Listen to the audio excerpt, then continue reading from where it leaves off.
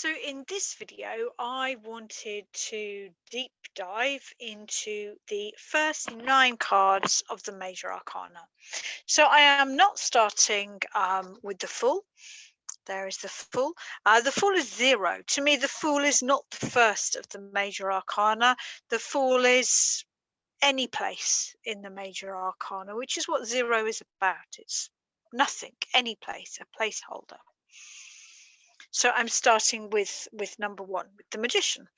I think the best way to really understand tarot cards is to apply them to situations that we understand and know.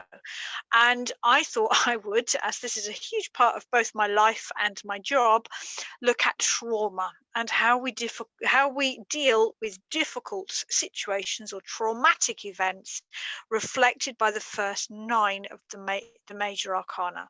And I would suggest that all of us, most of us, have dealt with a traumatic event at some point in our life, whether that is bullying, the loss of a loved one, losing a job, house move, divorce, even marriage can be, traumatic. So we're not talking here about necessarily, abuse and near-death experiences, just daily living in this mad world of ours. So when we think about trauma response, many people are aware of sort of fight or flight. They're the classic ones. I'm going to fight for this. I'm going to run away from this. But there are also 2 other classic trauma responses, which is freeze. When a prey animal is caught in the jaws of the tiger, as it were, very often they will play dead in the hope that the animal will drop them. So humans also do that. We stop. We stop functioning. We dissociate. We become unaware of our surroundings. I mean, this could be as simple as you're driving to drop your kids off at school. You're worrying about a bill and how you're going to pay it, and you realise that you've arrived at your supermarket, not the school, because you weren't fully aware of your surroundings. Very simple case of dissociation. And the last stress response is fawn, which basically means people pleaser, but people call it fawn because it fits with the 4 Fs then. And I mean, a very exaggerated version of people pleasing is the Stockholm syndrome, where people then, believe truly that their kidnapper, is an important and good person in their life. But many of us at work or in our families, when we feel stressed, when we feel uncomfortable, we try and make the other person feel better as a way of feeling safe and more comfortable ourselves. So to me, the Magician, number 1, that is flight. That is run away. And as I do this, think to yourself, when is this me? When is this my partner, my mother, my best friend?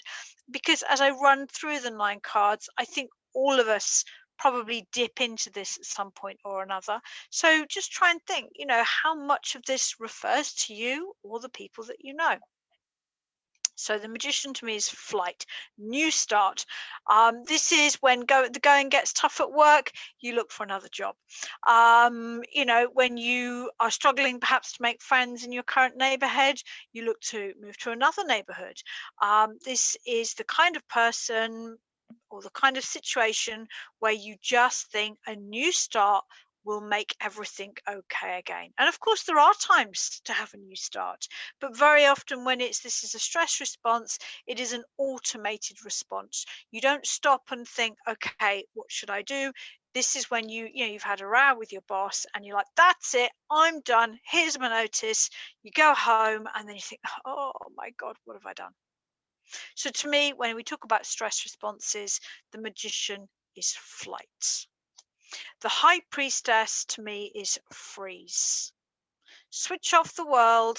I'm going to just sing a happy song in my head, or watch Netflix for 24 hours, or lose myself in my book, and I am just going to dissociate, detach from everything that's happening in my life. Now, I would argue we all do this to a degree. Some days when I know I've got a pile of work and I'm not quite sure where to start, I will make myself coffee and, watch a movie or clean the kitchen. We all dissociate to some degree or another. But if freeze is your default stress mechanism, then it means your friends know that when you stop contacting or responding to them, you're really struggling. So if you're the kind of person that switches off from friendships and family when life is tough, that is the freeze mechanism. To me, freeze is my darkest, most difficult of stress mechanisms. I'm pretty good with flight. Perhaps in my 20s, I was more there. But, it's probably a reflection of my kids and the importance I place upon people in my life that I'm less likely now to walk under stress. But I definitely do the freeze. I do the high priestess. I go deep, I go dark, I go alone, and I stop answering messages and I stop seeing people. I can track my mental health by the regularity that I connect with friends. So, high priestess to me is isolation, going within, being alone. The Empress is fawn. The Empress is nurture. The Empress is how can I help you? I can spot, they're usually women, but not always, people like this because they are the ones that if I'm holding a workshop, they'll turn up with cake. Rather than sitting down and allowing me to hold space, they're going to be like, is there anything I can do for you, Maddie? Shall I do the washing up? Shall I give out these handouts? And I have to be really conscious that actually this is a stress response in them, and I would need to say, oh, come on, sit down, just come and take a part of this now. So yeah, the Empress to me is trying to meet other people's needs as a way of coping with your own trauma, stress, difficult times. The Emperor is fight. The Emperor is, this is my boundary and I'm going to protect it. So you can, it is that wall. If you have a wall, and there is a difference here between the High Priestess, which just seems to disappear.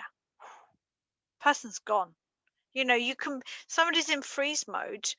You can be talking to them, and they can almost be they can even be talking back to you, but you realize their heart's not there, their lights aren't switched on, they're not fully present. Whereas the stress response for the Emperor is almost putting the boundaries down and invite, come on then, step over it. I could do with a fight. It's that kind of energy. There's a lot of drama there. It goes without saying at this point, I am not describing the whole card. I am just trying to give a taster of all the cards in the stress response. Each of these cards can have so many different meanings. But when it comes to stress response, to me, the Emperor is putting down boundaries and almost inviting people to step across them because you want the drama, you want the fight. And I know I do this to myself sometimes. I know sometimes, particularly perhaps with my children or with my ex-husband, there's an argument brewing and I'm always like, I want to get it over with. I'm going to prod the bear because I want it out in the open now. That to me is that fight response. After the first four cards, and to me these are all equal, they are all equal stress responses. I would argue most of us have a pattern of these four within us. It's just a case of which are more prevalent, which do you use less. For me, certainly very much the Empress. I overparent my children, most definitely. The Magician, less so. I'm less of a need now to walk away.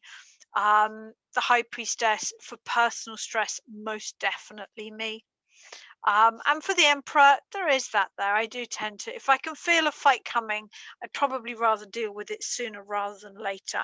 And I do get lost in that drama. So after the first four, then we have, and I'm just playing around with it. I'm just exploring what I've seen in the cards with other people and with myself and sharing. And if it helps you, that's just wonderful. But this isn't law. This isn't, this is my understanding of tarot. After the stress response, the next card is the Hierophant. Now, the Hierophant for me is about understanding. It's about I want to understand this. And often when we've been in a traumatic situation, we want to understand it. Why did that happen to me? What did I do to make that happen? Why did I act that way? I think many, and you, for you, this may, I think for most of us actually, this is about talking to a friend. What happened there? That's weird. How, we want to talk about it. We want to understand it. We may well Google it. We may well watch videos, but we want to understand it. After the understanding comes what for me is the hardest stage, the stage I most struggle with. The lovers often in readings can reflect surrender. I really came across this concept when I was working more with the Druidcraft deck and reading Philip Carr-Gomm's book about the Druidcraft deck. And he talks about to fall in love is about choosing to surrender to love. And to me, the lovers on a deeper level is about choice and surrender. This is about surrendering to your emotions, allowing yourself. All four stress responses are about dealing with the present moment and avoiding your emotions. So after the questioning, after the but why, we all go there. I think there is a need to surrender, to feel the emotions. I definitely struggle with that one. Next comes the Chariot. The Chariot to me is about integrating. Sorry, I've just knocked my tripod. About integrating and balance. When we look at the Chariot, there on the front of his chariot is all the key symbols from the Lovers card. We have the symbol for the male and the female. We have the angelic symbol, here. This is about, okay, I'm owning my emotions now. Sometimes I may be triggered, sometimes I may be too angry, sometimes I may be too sad, but I'm integrating it and I'm working with it and I'm owning it. I'm living with the emotional roller coaster that I would argue we all feel as we come out of a trauma response. Next comes a fascinating little card that I, again, like the Lovers perhaps, I struggle with myself. Strength. Now, more and more I've come to see, because even after, I don't know how many years, 8 years teaching tarot, 8+ years actually, teaching tarot month in, month out. 8 years reading professionally and many years studying before that. I am still learning new things about the cards. That's what I love about tarot. More and more I have been seeing the connection between these two cards, and I have come to see them, seeing the color of the background, seeing the infinity symbol above their heads as basically the male magician, active, will driven. This is what I want. Boom, I'm going to go for it.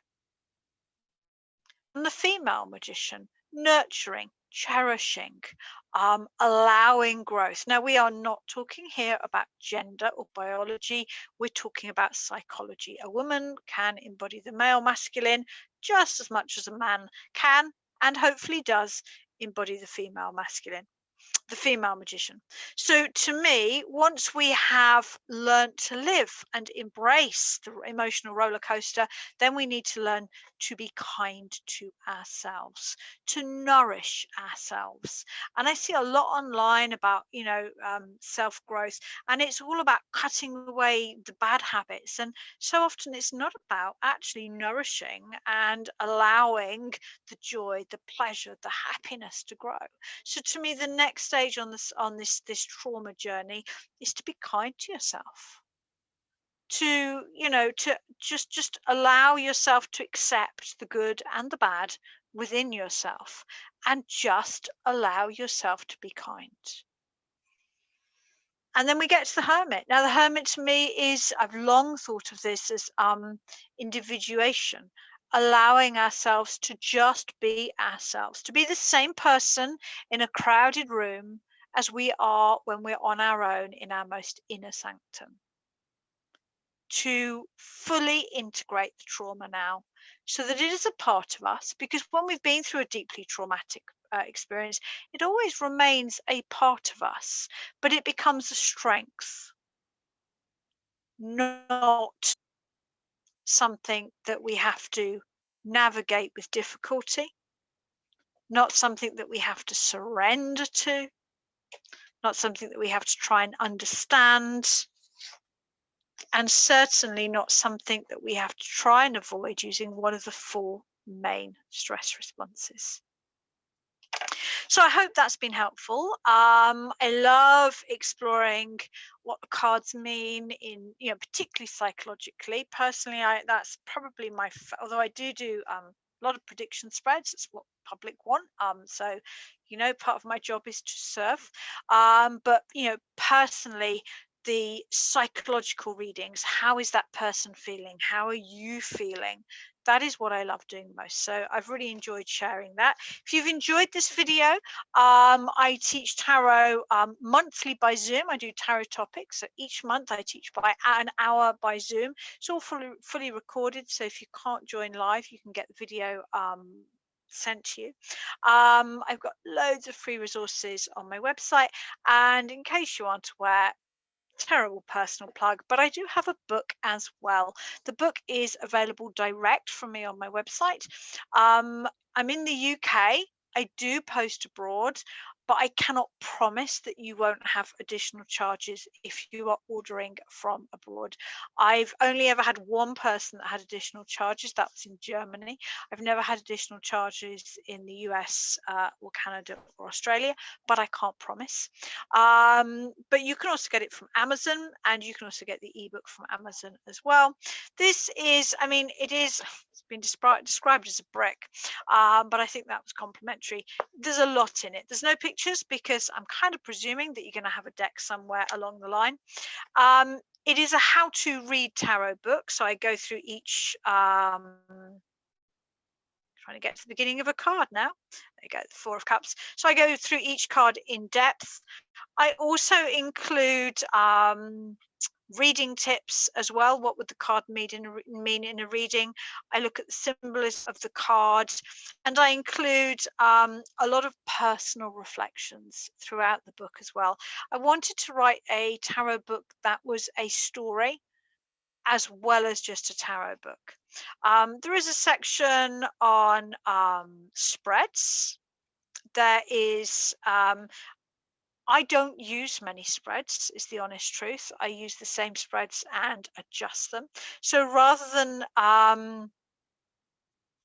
including lots and lots of spreads, I talk more about how I use spreads and encourage you to adjust my spreads to fit any topic. And I cover some more perhaps unusual topics like death, client self-guarding if you're reading for other people, how to do health readings, because if you're reading for other people, you will be asked, personal ethics, and then just a few things at the end that was quite fun, a spread based on the 4 of Pentacles and the like. So I hope you've enjoyed this video, and I will be sharing another one very soon.